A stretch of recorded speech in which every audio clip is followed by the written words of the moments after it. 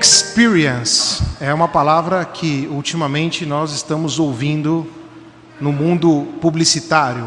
O povo do marketing aí descobriu que não basta só vender produto, é preciso criar uma experiência com o produto. E aí nós vamos no Instagram, tem o pessoal lá, fala assim: olha o que esse produto promete. Aí ele vai lá, abre, faz o unboxing do produto, testa o produto na frente ali nas câmeras e tal, e embaixo tem o linkzinho, você clica lá e compra o produto. Ou seja, o melhor modo de vender um produto é mostrar a experiência que o produto causa. No mundo gastronômico, no mundo do turismo, a experiência é um pouco diferente. Ou seja, você vai comer um prato ou vai fazer uma viagem, então a ideia é que este prato, aquela viagem te ofereça uma experiência diferente do que é o normal. E quanto mais exclusivo, mais caro, e quanto mais profunda a experiência, mais caro ainda.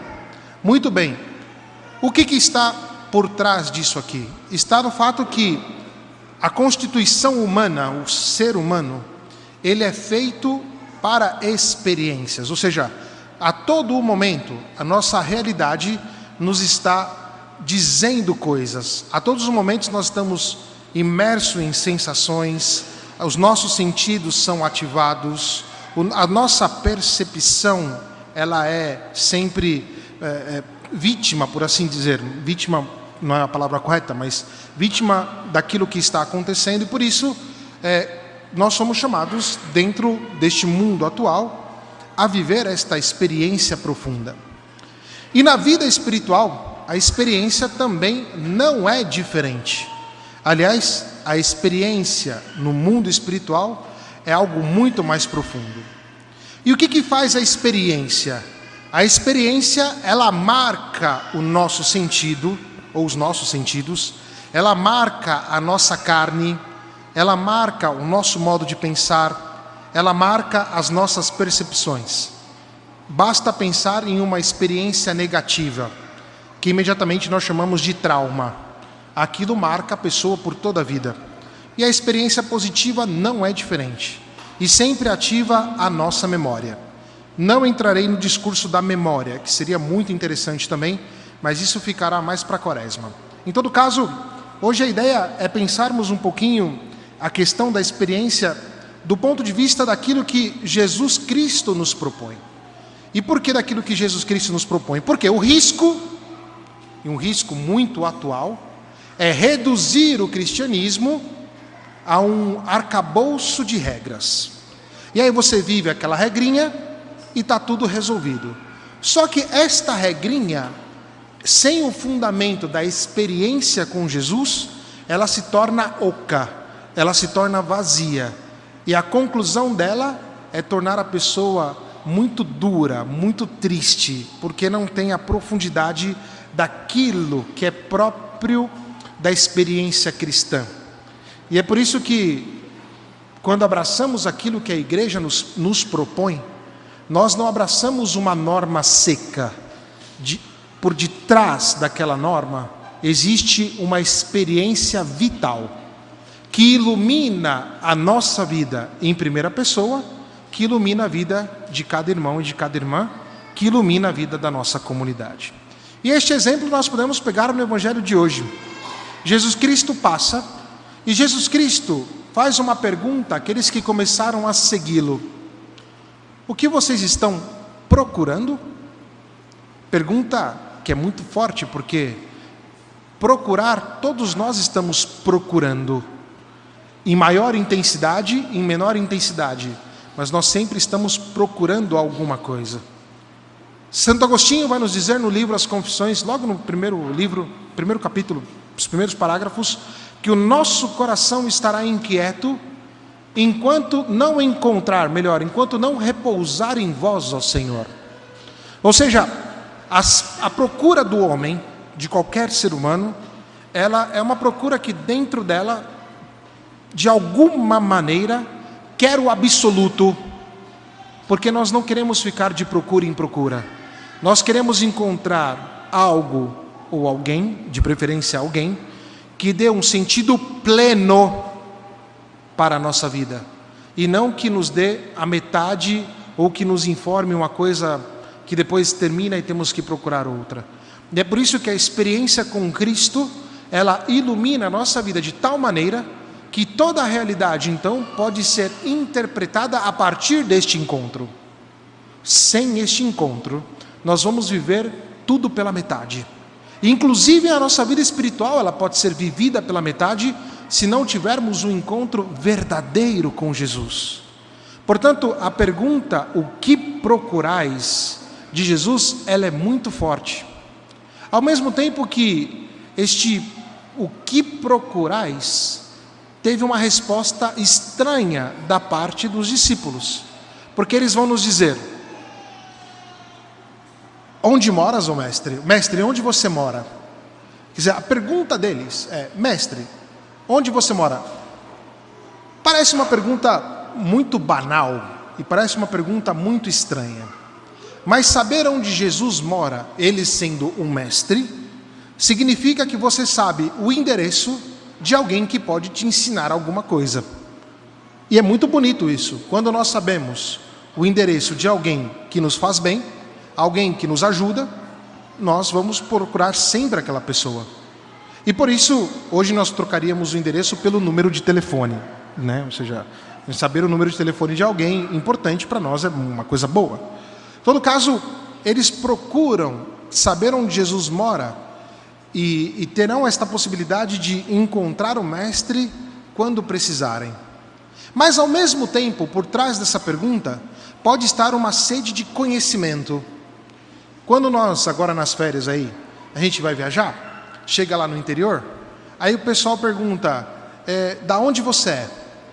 Em geral, quando conhecemos alguém, uma das primeiras perguntas que nós fazemos é, da onde você é? Se você falar que é do Rio de Janeiro, imediatamente na cabeça do outro já vai vir uma série de informações.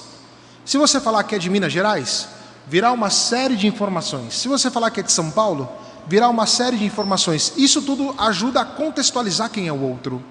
Mestre, onde moras, significa que eles queriam conhecer profundamente Jesus.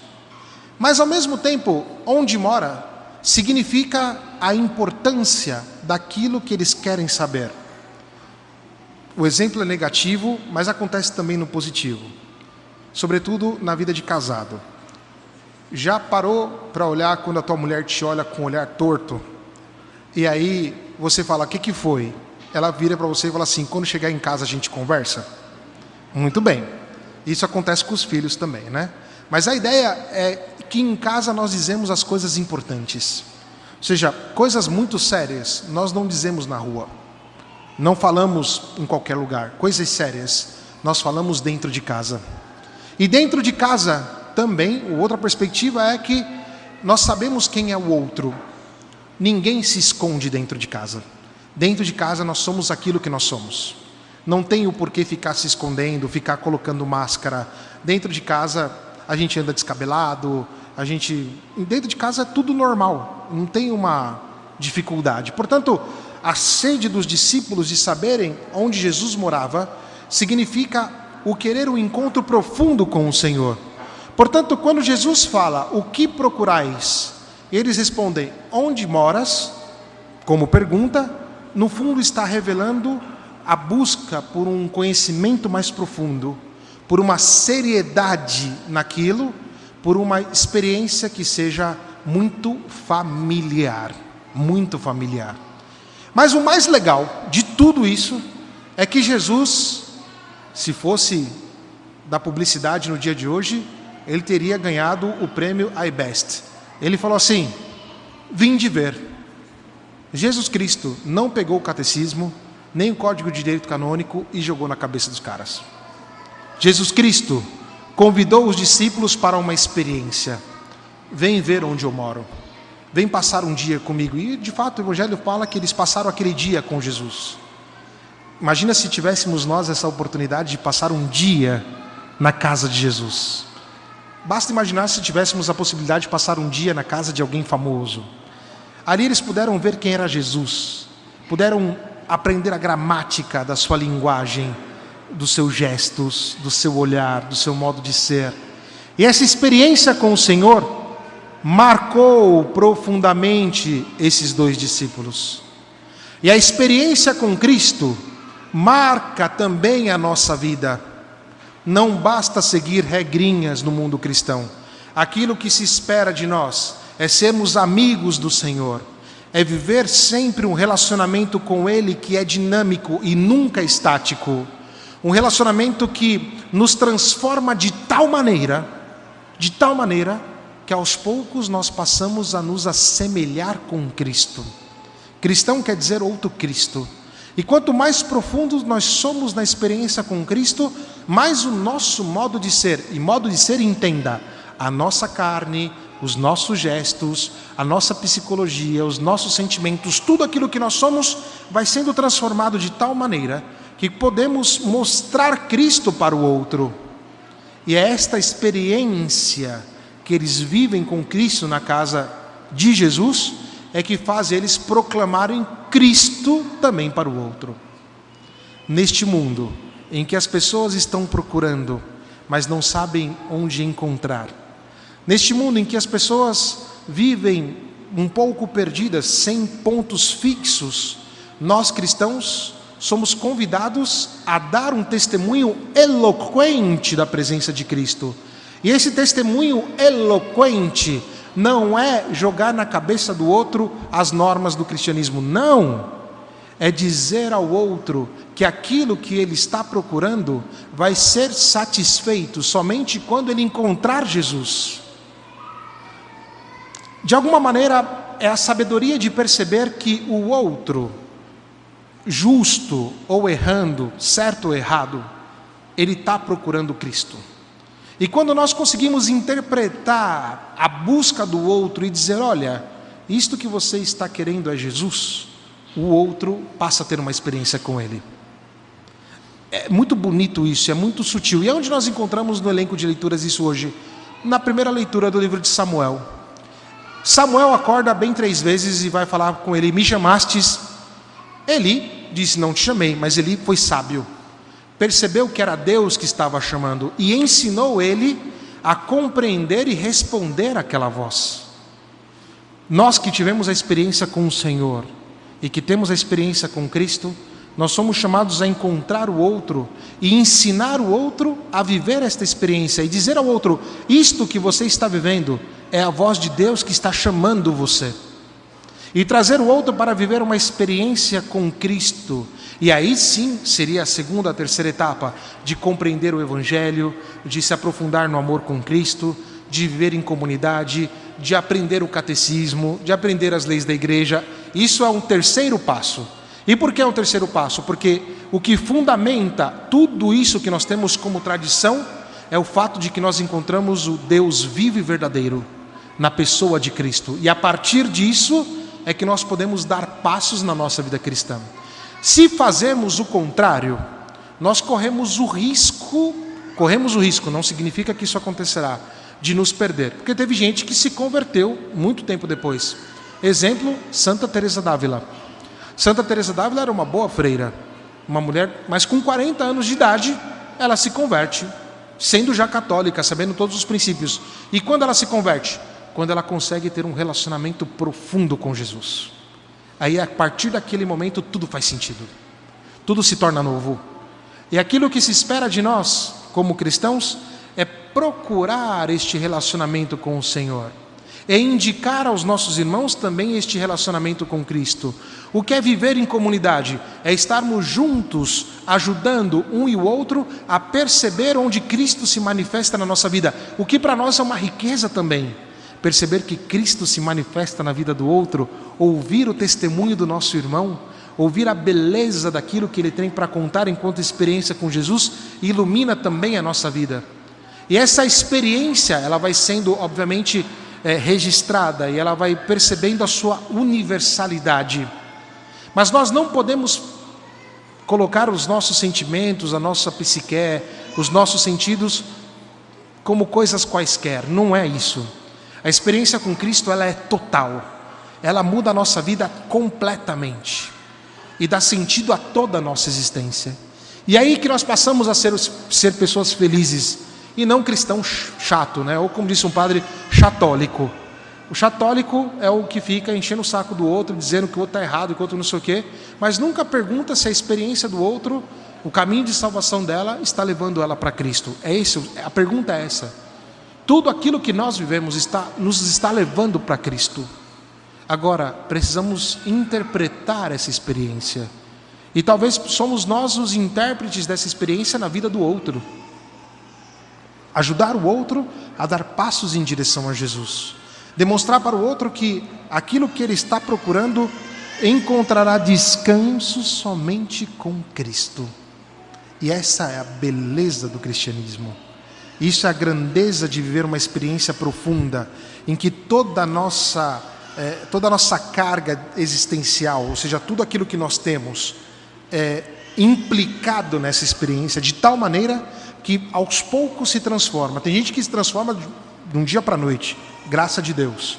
Aos pouquinhos nós vamos nos transformando, mas temos que decidir por isso. Temos que passar um dia na casa do Senhor, vinde ver, vem cá, viva comigo, esteja aqui. E depois os discípulos foram dizer para Simão Pedro: encontramos o Messias. Quem dera que nós saíssemos desta missa hoje felizes por encontrar o Senhor e também felizes e estimulados a dizer para todos: encontramos o Messias, encontramos o Salvador, encontrei aquele que deu sentido para a minha vida, encontrei o amor que eu tanto procurei, encontrei a poesia mais bonita do mundo, encontrei a pessoa mais interessante que existe, que é Jesus de Nazaré. Quem dera tivéssemos esse entusiasmo, e quem dera no dia de hoje conseguíssemos entrar nessa dinâmica. E é o que se espera de nós, é o que se espera enquanto cristãos, dar um testemunho profundo de Cristo. Testemunho esse que passa pela nossa existência, pela nossa carne. Como dica cultural de hoje, a leitura que vos ofereço é a leitura de Santo Agostinho, que já citei, que é o livro das Confissões, chama As Confissões. Tem PDF aí online, custo zero, né? Então não tem desculpa para não ler, não. Um livro muito bonito, muito difícil, porque é uma outra linguagem, enfim, mas é muito bonito e vai contando como ele aos poucos foi compreendendo a sua história da salvação e o quanto Deus foi trabalhando na vida dele para ele encontrar o Cristo. Enquanto ele encontra, ele exclama, uma das suas exclamações é: eis que estava dentro e eu vos procurava fora. Tem outra parte que ele fala: tarde te amei, ó beleza tão antiga. Essa é a poesia. Tarde te amei, ó beleza tão antiga e tão nova. Eis que estavas aqui dentro e eu vos procurava fora. Vale muito a pena ler Santo Agostinho As Confissões, que ajuda a nós percebermos que em toda a nossa experiência Cristo se revela. Não podemos ser superficiais, somos chamados a ser profundos. Que Maria Santíssima nos ajude, que assim seja. Amém.